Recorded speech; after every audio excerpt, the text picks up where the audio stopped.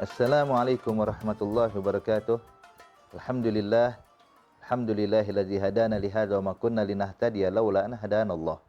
Allahumma salli wa sallim wa barik wa karrim ala sayidina Muhammad miftahi babi rahmatillah adada ma fi ilmillah salatan wa salaman daimaini bidawami mulkillah wa ala alihi wa sahbihi wa mawalah amma ba'd. Para musyahidin al-kiram, saat ini kita akan lanjutkan pelajaran kita daripada durus Ramadan atau pelajaran yang bisa kita petik di bulan suci Ramadan.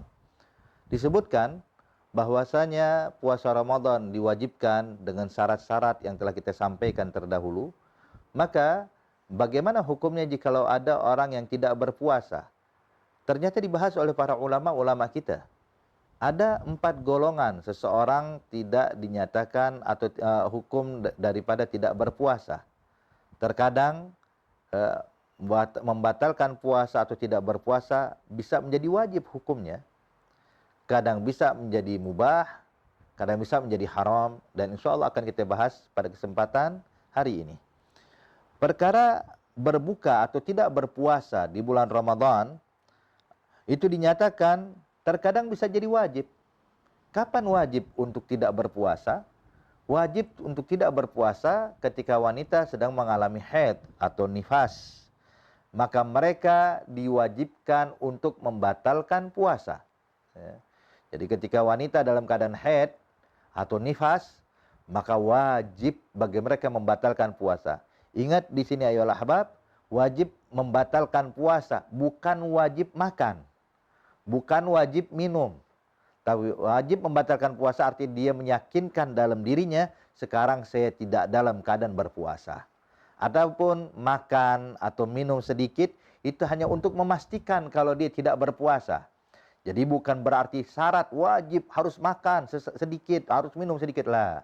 Tapi wajib dia meyakini kalau saat ini saya sudah tidak melakukan ibadah puasa. Taib. Yang kedua adalah seseorang yang dalam keadaan sakit. Ya. Kalau dalam keadaan sakit, maka hukumnya jaiz bagi mereka untuk tidak berpuasa. Sama halnya dengan musafir. Namun, perlu kita pahami ya ahbab. Sakit ini ada 3 jenis atau 3 macam. Sehingga itu pun juga bisa dinyatakan terkadang jadi wajib, kadang jadi mubah, kadang jadi haram untuk berbuka atau tidak berpuasa bagi orang sakit. Kapan dinyatakan jaiz sebagaimana disebutkan oleh ulama?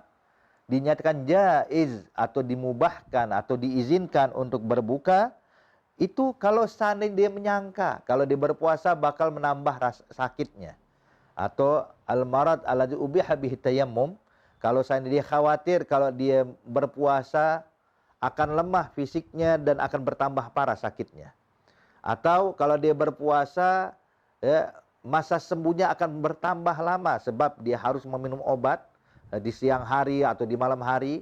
Maka kalau ada kekhawatiran ini, maka dibolehkan bagi dia untuk tidak berpuasa. Ini kalau ada kekhawatiran. Namun ya ahbab, kalau seandainya dia yakin atau mendapat khabar yang thiqah dari seorang dokter muslim mengatakan engkau harus makan, kalau tidak makan kau bisa meninggal dunia, atau bisa menghilangkan manfaat anggota tubuhnya, atau bakal stroke atau yang lainnya. Jadi nggak boleh terlambat untuk meminum obat ini, nggak boleh terlambat untuk menyantap makanan ini. Jadi dokter udah menegaskan kepada kita untuk tidak berpuasa hari tersebut, maka orang tersebut kalau melaksanakan puasa hukumnya haram. Sebab itu bakal memberikan hal yang bahaya untuk dirinya. Bahkan ulama menyatakan kalau dia yakin bisa mendatangkan perkara yang bisa berbahaya bagi dirinya, kalau dia berpuasa bisa meninggal dunia, tapi dia paksakan dirinya untuk berpuasa, ini justru kalau dia meninggalnya dalam keadaan maksiat kepada Allah, na'udzubillah min dzalik. Maka di sini kita harus pintar dan cerdas dalam menjalankan agama Islam. Bukan karena yang penting ibadah lah. Terkadang kita diberikan izin oleh Allah Subhanahu wa taala untuk meninggalkan ibadah tersebut kalau memang meyakini bakal mendatangkan bahaya yang bisa menghilangkan nyawa atau menghilangkan fungsi anggota tubuh kita atau yang lainnya.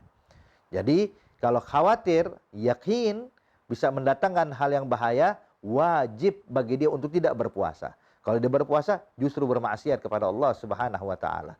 Dan yang ketiga, ya ahbab, kalau seandainya sakitnya itu tidak membahayakan sedikit pun, seperti sedikit sakit kepala, atau sakit telinga, atau sakit gigi, atau ada bagian tubuhnya yang sakit, terluka lah, artinya kalau dia puasa pun nggak bakal mempengaruhi dari sakit tersebut.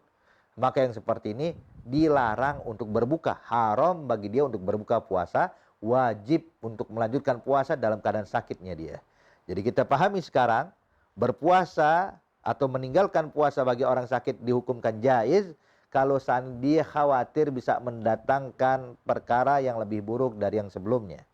Baik. Begitu juga musafir. Sudah kita bahas di pelajaran-pelajaran yang lalu, ayolah habab. Seorang musafir, dia dibolehkan untuk tidak berpuasa kapan? Jikalau dia keluar dari kampung halamannya itu sebelum waktu fajar.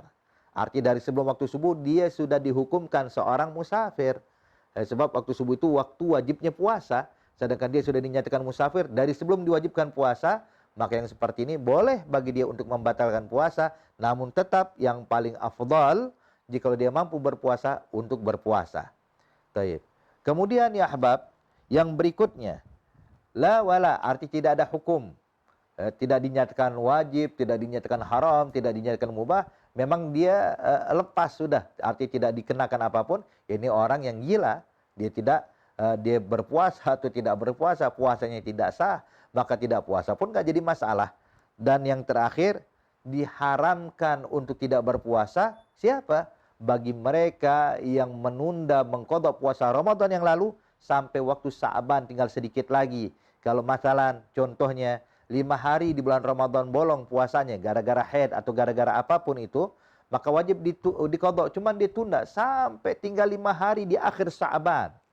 5 hari lagi akhir Sa'ban akan berakhir, maka wajib bagi dia untuk berpuasa, mengqadha puasa Ramadan. Kalau dia berbuka dinyatakan haram, sebab kalau dia tidak berpuasa bakal lewat waktu Sa'ban dan datang Ramadan berikutnya belum lagi diqadha oleh dia, maka dia dikenakan dosa, dihukumkan maksiat dan wajib tetap mengqadha dan juga wajib membayar fidyah.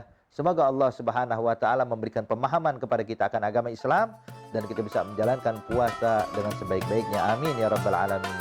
Assalamualaikum warahmatullahi wabarakatuh.